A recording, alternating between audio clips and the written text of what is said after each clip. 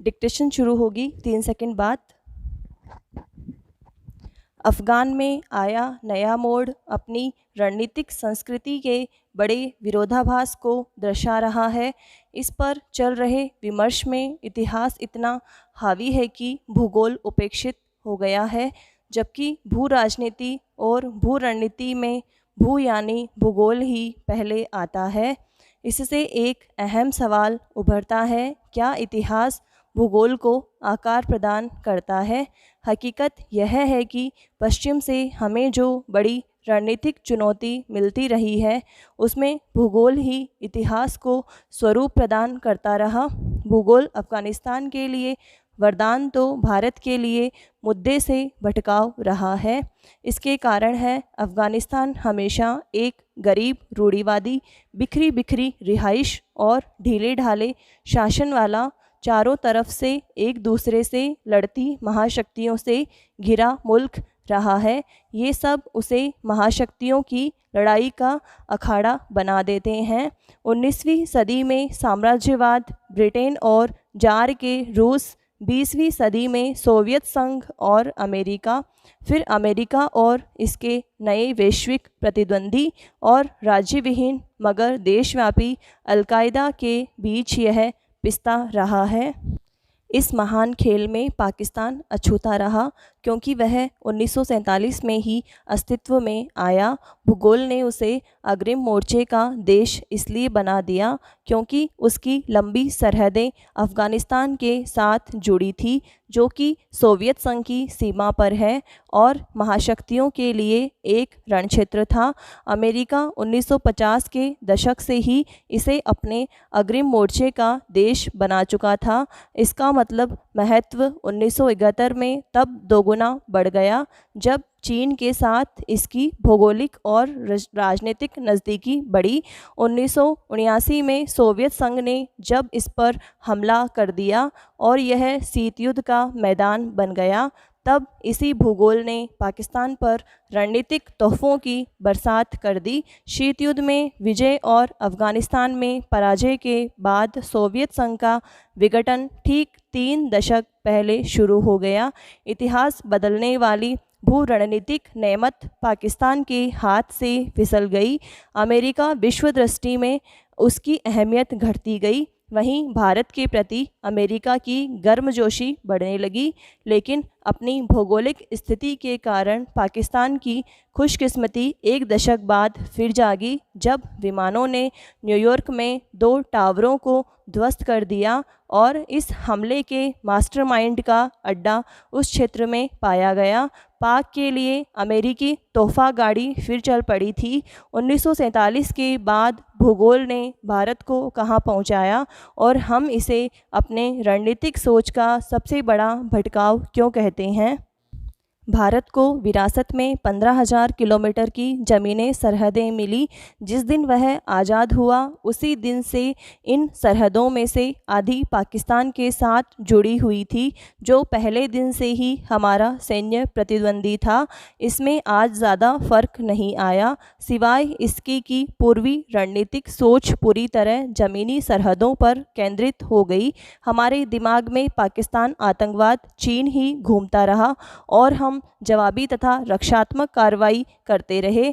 हम इसे भटकाव इसलिए कहते हैं क्योंकि इसने हमारा ध्यान भारत की 7,500 किलोमीटर से ज़्यादा लंबी समुद्री सीमा से हटा दिया, जबकि दुनिया के कुछ सबसे महत्वपूर्ण समुद्र मार्ग इनसे होकर गुजरते हैं।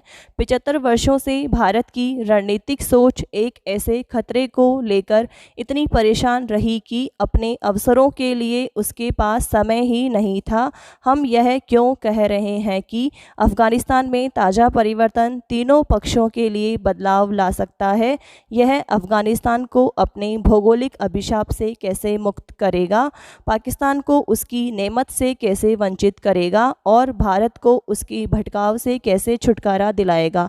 रूस अब तक ताकत है और अफ़गान में उसका दांव सिर्फ यह सुनिश्चित करना है कि तालिबानी वायरस मध्य एशियाई गणतंत्रों में न पहुंच जाए। इससे आतंकवाद के खिलाफ जंग में अग्रणी सहयोग के रूप में पाकिस्तान की हैसियत ख़त्म होती है। दूसरी ओर अगर अफ़गानिस्तान फिर संभलता है तो पाकिस्तान को अपनी फ़िक्र करनी पड़ेगी। तब चीन भी अपनी विशाल परियोजना में अपनी निवेशों की खातिर अफ़गानिस्तान में स्थिरता ही चाहेगा। पाकिस्तान और तालिबानी शासन वाले अफ़गानिस्तान के बीच एक नया टेररिस्तान उभरने को लेकर भारत में काफ़ी दहशत जैसी है। पाकिस्तान में ऐसा कुछ बनाने की आर्थिक, कूटनीतिक, भू रणनीतिक या सैन्य क्षमता शून्य है।